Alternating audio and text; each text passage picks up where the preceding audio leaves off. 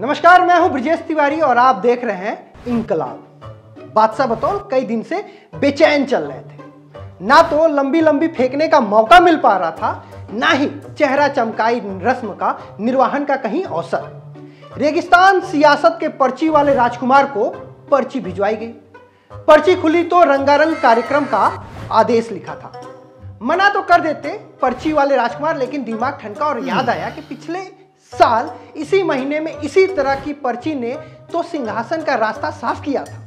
तो फरमान जारी किया गया, बादशाह बतौल के आदेश का पालन हो, चाहे उसके लिए खजाना ही क्यों ना खाली करना पड़ जाए। तो पूरी व्यवस्था की गई, तंबू बंबू लगाए गए। सस्ते गालिब से बादशाह बतौल के लिए तुकबंदी वाला उपदेश तैयार कराया गया। रा से राजस्थान, रा से राइजिंग और रा से रिवाइवल। साथियों, राजस्थान राइजिंग तो है ही, रिलायबल भी है। राजस्थान रिसेप्टिव भी है और समय के साथ खुद को रिफाइन करना भी जानता है। चुनौतियों से टकराने का नाम है राजस्थान। पर्ची वाले राजकुमार पूरे कार्यक्रम में बादशाह बतौल को खुश करने के लिए यत्न जत्न प्रयत्न करते कि कहीं ऐसा ना हो कि कोई बात बुरी लग जाए। इंद्रप्रस्थ पहुंचते ही बादशाह बर्खास्तगी का नया फरमान सुना दे। उधर बादशाह बतौल किसी और को ही खुश करने में लगे थे। 5000 पुरानी सनातन परंपरा में मित्रता की यूं तो कई उदाहरण देखने को मिलते हैं, लेकिन साल 2014 के बाद असली आजादी महसूस करने वाली अंध जमात के लिए बादशाह बतौल और सेठ गडानी ही असल मित्रता की मिसाल लगते हैं। तो मंत्रियों संतरियों के दरबार से लेकर जनता के दरबार तक कोट पटकोल जैसे हालात के बीच भी बादशाह बतौल ने अपने अधेड़ मित्र का हाथ और साथ नहीं छोड़ा। अपनी ख्वाहिशों के लिए रेगिस्तानी राज्य की जनता के पैसों को रंगारंग कार्यक्रम में उड़ाता दिखाने के लिए अपने अभिन्न मित्र सेठ गडानी को भी ले गए। दुनिया जलती है तो जलने दो, खाओ पियो ऐश करो, जनता के पैसे पे मौज करो। लेकिन बादशाह बतौल से ईर्ष्या करने वाले इस हद तक चले गए कि उसी कार्यक्रम में सेठ गडानी ने ना उठने पर सवाल उठा दिया, बवाल खड़ा कर दिया। इस बेदर्द जमाने में इतना भी नहीं सोचा, जिस देश में 60 साल के उम्र वाले को सठिया गए हो जैसा तंज से नवाजा जाता हो, उस देश में 62 वर्ष के सेठ गडानी तेल रेल भेल वाला खेल कर रहे हैं। यकीन मानिए, मैं स्वयं अभिनेता नवाजुद्दीन सिद्दीकी के बाद गौतम गडानी का बहुत बड़ा फैन हो गया हूं। जैसे नवाजुद्दीन ने ताउम्र अभिनय के क्षेत्र में हाथ पैर मारे, हिम्मत नहीं हारी और आज वो चमकता सितारा है। वैसे ही पिछले 10 वर्ष में सेठ गडानी ने भयंकर मेहनत की, खून पसीना चूसा, माफी चाहेंगे, खून पसीना एक कर और अंधकार से प्रकाश में प्रवेश किया। अब बच्चा बच्चा सेठ गडानी के नाम की कसम खाता है। तो नहीं मिला होगा मौका इस भाग दौड़ में जावेद अख्तर के उस विज्ञापन को देखने में, जिसमें डॉक्टर अर्थों का तेल लगाने के बाद दर्द से तुरंत आराम मिलता है। ऊपर से ये बेदर्द सर्दी।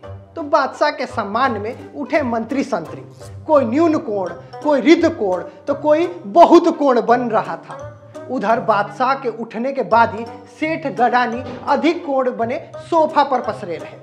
इस तस्वीर ने राजनीति शास्त्र पढ़ने वालों को अवसाद में डाल दिया, तो वहीं अर्थशास्त्र पढ़ने वाले को हौसले बुलंद हो गए कि कैसे राजनीति शास्त्र के एक व्यक्ति अर्थशास्त्री के मामूली छात्र के सामने पूरी तरीके से नतमस्तक नजर आया। लेकिन अंध जमात को दुखी होने की जरूरत नहीं है, क्योंकि ये पहली दफा नहीं है। इससे पहले भी शेयर मार्केट के धुरंधर राकेश झुंझुनवाला के सामने बादशाह हाथ बांधकर खड़े नजर आए थे। ये उनका बड़प्पन समझिए।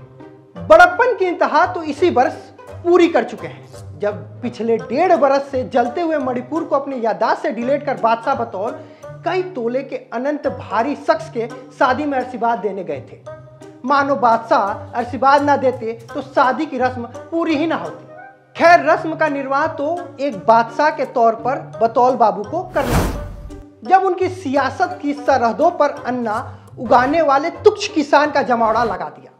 आधिकारिक तो नहीं, लेकिन राष्ट्रवाद की ज्वाला में अपनी ईमान को जला चुके पत्रकार और रंगे पुते चेहरे के साथ कुछ एंकर कहने वाली जमात के मुताबिक उग्रवादी, उत्पद्रवी, विदेशी रियासतों के पैसे को लेकर माहौल खराब करने वाले लोग फिर से इंद्रप्रस्थ की सीमा पर जमा हो गए हैं। इसी बीच ऐसे लोग को बादशाह बतौल ने कट्टर प्रतिद्वंदी और सियासी वसीहत के बंटाधार राजा ढोंगी ने नया दांव चल दिया।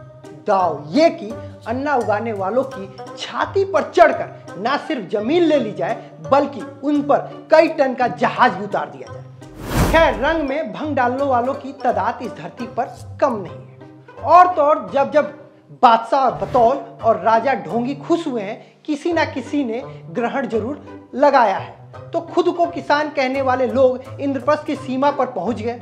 वहीं राजा ढोंगी के एक सेनापति ने इन्हीं किसान रूपी उपद्रवी को काजू और बादाम का सेवन करने वाला करार दे दिया। जनसमर्थन मिलने के कारण और वहाँ पर उन्होंने बहुत क्या कहते हैं कि बादाम, गिरियाँ, काजू, ये लोगों ने उनको वहाँ खाने को दिया था, जिस पर गरजा बादल, चमकी बिजली और होने लगी भविष्यवाणी की आने वाले वक्त में जिन किसानों को प्रदर्शन के नाम पर काजू और बादाम खाने वाली जमात करार दे रहे हो, वैसे ही स्वागत सत्कार, वैसे ही मेहमान नवाजी और वो वही प्यार राजा ढोंगी समेत पूरी दरबार को नसीब हुई। उसके बाद ही लंबी खामोशी पसरी है। जब फिर टूटेगी चुप्पी तो होंगे फिर हाजिर बादशाह बतौल के नए दरबार के साथ। तब तक के लिए मुझे दीजिए इजाजत। नमस्कार।